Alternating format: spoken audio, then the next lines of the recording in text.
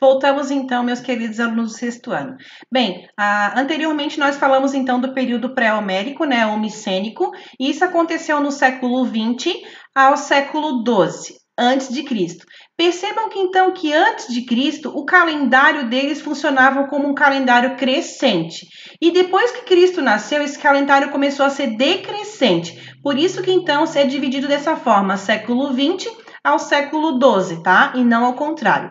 Agora veremos então o período homérico, que vai do século XII, então, até o século 8 antes de Cristo, tá? Por volta de 1200 anos antes de Cristo, o território grego foi invadido por jônios, eólios e dórios, tá? Então, quem primeiro estava lá? Os aqueus. Aí chegaram os jônios, tudo bem? Ficaram numa boa lá, conseguiram viver, cada um na sua cidade-estado. Veio os eólios, perfeitamente. Os eólios também conseguiram espaço para eles, viveram muito bem, cada um com a sua cidade-estado. Quando chegou os dórios, gente, aí o negócio pegou. Os dórios já chegou porque dórios era um povo muito guerreiro, um povo disseminado, um povo que chegou lá para tomar e expandir maior ainda, deixar essa Grécia grande e ser os caras queriam mandar no território. Então eles passaram a mão e falaram, ó, a gente tomou aqui por guerra, nós ganhamos e agora quem vai mandar nesse pedaço aqui é a gente. As cidades-estado não vão mais existir, nós é que vamos mandar. Se vocês quiserem ficar, vocês fiquem e sigam as minhas regras. Se não quiser, pode pegar suas coisas, suas famílias e ir embora.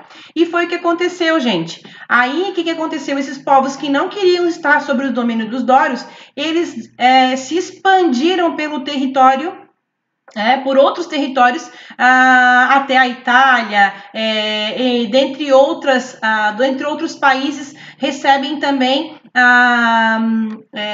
herdeiros gregos, né? Herdeiros helênicos, que hoje vai fazer as formações e tem essas suas hereditariedades lá do povo da Grécia, tá? Então, os dórios foi que chegaram e mandaram parte do povo que não queria ficar lá e, assim, fazer parte daquela cultura que os dórios iriam impor, deveriam sair, então, e seguir as suas vidas, e assim, então, aconteceu, tá?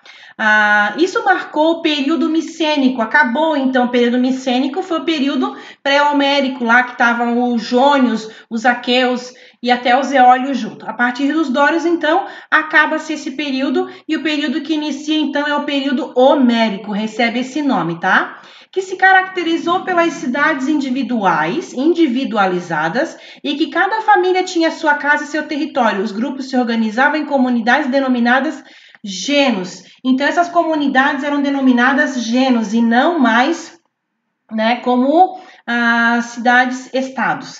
Bem, gente, assim, ó, isso tudo começou a acontecer porque, o seguinte, agora esse negócio aí de tudo é para todo mundo, nós somos a mesma cultura, somos, mas espera aí que não vai mais funcionar assim. Agora é o seguinte, cada um que vai plantar vai colher o seu e vai dar um pouco para mim, não é tudo, é de todo. Acabou esse negócio de dividir tudo com todo mundo, tá? Foi mais ou menos isso que aconteceu, ok? Agora, lá embaixo, na página 49, a gente vai ver o outro período que se chama, então, período arcaico, que é o terceiro período. Observa-se que neste período as comunidades deixaram de adotar o uso coletivo da terra dentro dos gêneros e começaram então a aparecer uma classe de proprietários de terra. Ou seja, a terra já não era mais de todo mundo, né? Já passou a ter dono. Aqui, ó, eu cultivei, é meu e não vou esse negócio de dividir, não divido mais não. Então começou a se disseminar aí essa cultura de tudo é de todos, né? Não se chamava, hoje, se fosse denominar, inicialmente seria um período de comunismo, né? O comum, que é um bem comum, bem para todos. E aí não, começou então a surgir o bem privado. Privado é meu, isso aqui é meu, isso ali é teu, tá? Isso se chama bem privado e bem comum é o bem para todos. Bem, voltando ali, momentos de formação diferente, de cidades-estados, composta por práticas sociais, políticas e culturais distintas entre si, formando uma configuração política descentralizada. Ou seja, aí então começa a nascer uma estrutura que até então não existia e que quem trouxe para dentro desses genos, nessas cidades-estados, foi os dórios, né? Uma nova prática, uma nova estrutura montada, tá? E aí começou a se entender então que, de certa forma, nasceu o primeiro veio político de identidade privada, tá? Agora a gente vai ver o período clássico, que vai do período sexto ao período 5 antes de Cristo. O período arcaico vai do período 8 ao período sexto, e aqui do sexto ao período quarto, que é o período clássico. Nesse período, ocorreu a ápice do desenvolvimento de Atenas, ou seja, a cidade de Atenas, então, se desenvolveu, ok? Porque tinha Atenas, Esparta, né? E essa os jólios, os aqueus eram micênicos, da cidade de Micênia, os eólios era de outra cidade, os espartas, então, de Atenas, né? Os atenienses de Atenas e espartacos de Esparta, né? Assim era desenvolvida essas cidades. O desenvolvimento, então, nesse período de Atenas, eles começaram a se organizar e assim desenvolver a palavra filosofia grega. Foi uma fase marcada por disputas de domínios mediante as guerras médicas e do Peloponeso. Elas receberam esse nome, ok? Aqui a gente vai ver, então, o período quinto, que é o último, que é o período helenístico. Aqui, então, vai nascer a situação de Esparta, Grécia e outras guerras, vai entrar mais dentro da Guerra do Peloponeso. Vamos lá, dar uma olhadinha, ver como ficou aqui a situação. Período helenístico, que vai do século, então, IV ao século II a.C. Nas últimas décadas do século IV a.C., as cidades-estados gregas enfrentaram sérias dificuldades para superar as perdas causadas a partir do início da Guerra do Peloponeso. Com a ascensão de Alexandre o Grande, houve uma política de respeito às autoridades, instituições e crenças dos povos subordinados por seus exércitos e que se caracterizou como uma política que permitiu a relativa estabilidade do proeminente Império Macedônio como helenismo.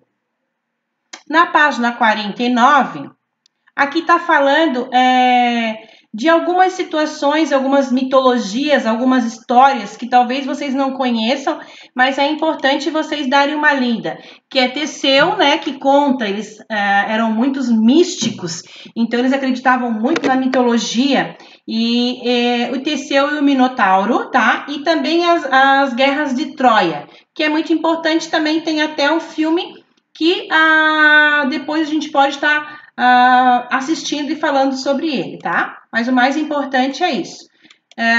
Bem, as primeiras polis, as primeiras cidades-estados, durante lá o período homérico, não o pré-homérico, mas o homérico em si, a organização política foi marcada por pequenas comunidades, como a gente já conversou, né? Parte dessa comunidade foram se unindo e fortaleceram e constituíram fortalezas para a proteção dos seus próprios territórios, com a chegada dos dórios, né?